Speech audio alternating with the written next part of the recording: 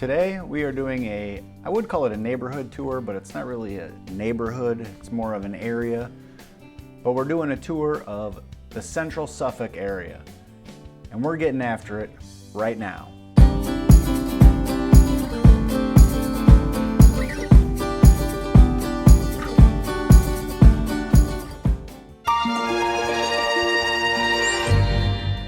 What's going on? My name is Jason Edwards. I'm a local realtor here in Hampton Roads, Virginia. If you're looking for a channel that goes over what it's like to live, eat, sleep, play, find all the activities, and buy real estate anywhere in the Hampton Roads area, then like this video, subscribe to my channel, and hit that notification bell, because I'll be uploading a new video every single week about what it's like to live here in Hampton Roads. I'm getting calls and texts every single day, and I love it. So if you've got any questions before making your move down here, my contact information is below. Give me a call, shoot me a text, send me an email, whatever you got to do to get a hold of me, because I'd be happy to help you with your move down here to Hampton Roads. So as you can see from looking at the map here, Suffolk is huge. It extends all the way from the North Carolina border all the way up to the James River. Here's where we're going to be starting, downtown Suffolk.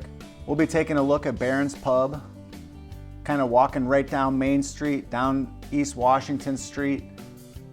There's lots of shopping, lots of restaurants down here. I'm showing you some of my favorites. This is just the area that we'll be in, getting started. Downtown is centrally located in Suffolk, as you saw when we were zoomed out on the map. We'll be heading to the Suffolk Center for Cultural Arts, which, fun fact, used to be the high school, built in 1924, I believe. Now it's converted into, it's got basically like a convention center. Then we're moving north up to Riverwood, the neighborhood of Riverwood, the neighborhood of Burnett's Mill, and we'll finally end with the neighborhood of Saddlebrook Estates, which is very close to the middle school and the high school for the area. First things first, you can't really talk about downtown Suffolk especially without talking about old Mr. Peanut. Suffolk is the peanut capital of the world, so I figured I would make a quick stop by the Mr. Peanut statue. Downtown Suffolk really has a nice small town feel to it.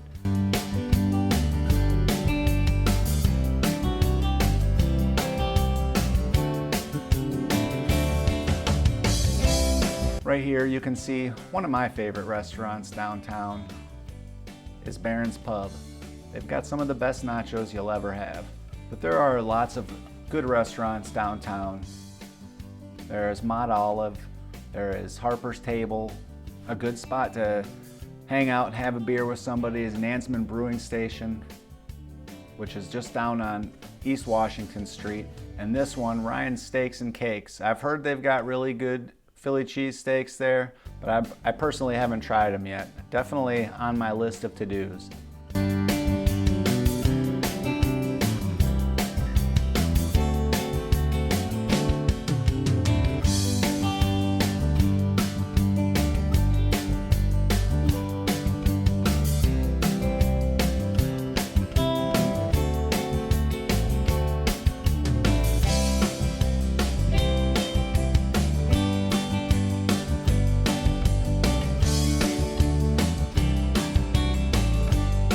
About a 2 or 3 minute drive from where we just were, down by Barron's Pub, Nansemond Brewing Station, is the Suffolk Cultural Arts Center.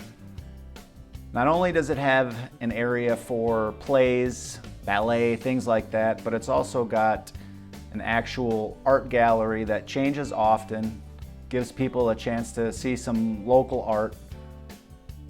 It's also home to one of my favorite Suffolk restaurants, which is the Plaid Turnip.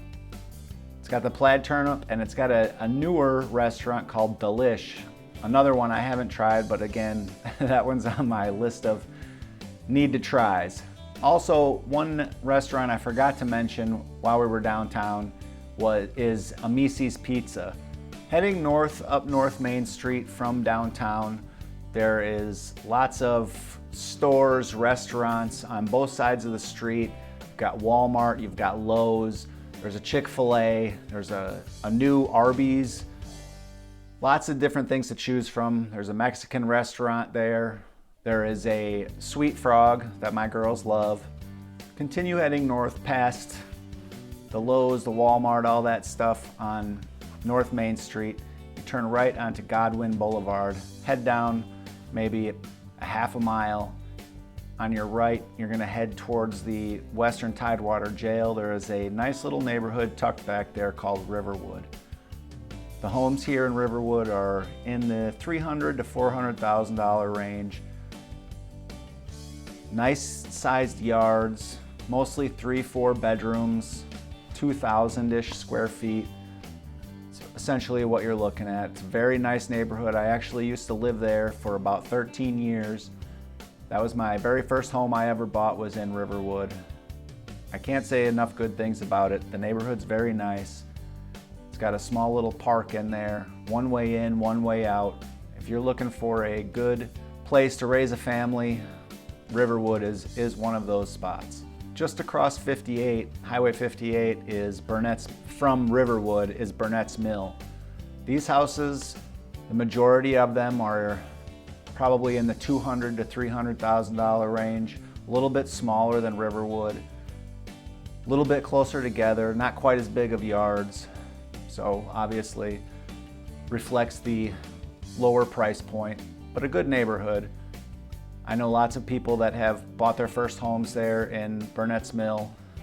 There are tons of different little neighborhoods like that throughout Central Suffolk, period, but today we're talking about Central Suffolk. There are little neighborhoods, Applewood Farms, Berkshire Meadows, lots of different neighborhoods that we will eventually go through in these videos, but I didn't want this video to be an hour long, so I only cut it to a few. As you head further down Godwin to Kings Fork Road, hang a left onto Kings Fork, you'll go past the middle school and the high school. You can check out the link below for the ratings on both of those schools. That's where the majority of kids in Central Suffolk are going to go to, obviously, middle school and high school. Make your own judgments on the ratings of the schools. There are numerous elementary schools in the area, but they all, of course, funnel into the one big middle school and the one big high school for Central Suffolk. And then further on down Kings Fork Road, there is another neighborhood, Saddlebrook Estates. This one is in the from the mid 400s to probably the low 600s. They are bigger homes, probably 3,000 plus square feet, most of them 4+ bedrooms, 2.5 or 3 or more bathrooms. Bigger homes, decent sized yards. The whole neighborhood, the whole subdivision is built around an equestrian center. There's horses. A lot of the ones on the side of the equestrian center, you got horses coming right up to your backyard. So it's pretty cool. There are also quite a few new constructions coming up in Central Suffolk, all over. We will be going over those in future videos. Those homes are ranging anywhere from the low 300s up into the 6 and 7, even 800s, depending on the neighborhood, depending on the area, depending on the size of the lot, of course. Different size houses, different builders. So that's a brief tour of the Central Suffolk area, including downtown. There's obviously quite a bit more to it. More restaurants, more stores, more neighborhoods. I didn't want this video to be an hour long, so I cut it to a few of each just to give you an idea of what you're looking at. This is the kind of content that you're looking for. If you're thinking about moving to Hampton Roads, if you're getting PCS orders to Norfolk or Naval Air Station Oceana, That's what brought me to the area. In fact, I'm retired Navy, did most of my career here in Virginia, and I bought my first house in Suffolk back in '09, and I haven't left. I really enjoy it out here. But if this is the kind of content you're looking for, as I said, like this video, subscribe to my channel, hit that notification bell so that you don't miss any of my videos, because I'm going to be uploading a new video every single week about what it's like to live here in Hampton Roads.